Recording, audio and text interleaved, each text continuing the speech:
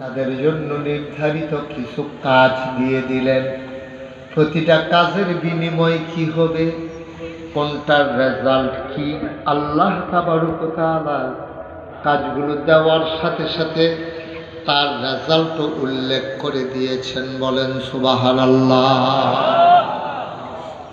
বুদ্ধিমান লোক যারা, তারা দোকানে মাল উঠায় আর বিক্রি করে, এখানেই শেষ না। তারা আবার হিসাব করে যে কত টাকার মাল উঠাইলাম, বিক্রি হলো কত, লাভ হলো কত। এটা হলো বুদ্ধিমান লোকের লক্ষণ।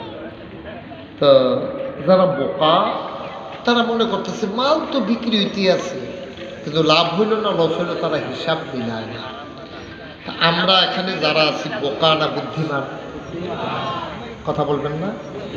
আমরা কি বোকা না বুদ্ধিমান?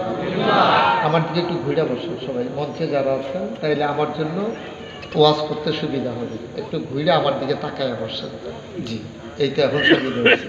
এতক্ষণ তো আপনারা বাঁকা হইয়া আমার দিকে চাওয়া লাগছে, এখন একবারে সরাসরি আমি মাঝে মাঝে তাকাবো ইনশাআল্লাহ।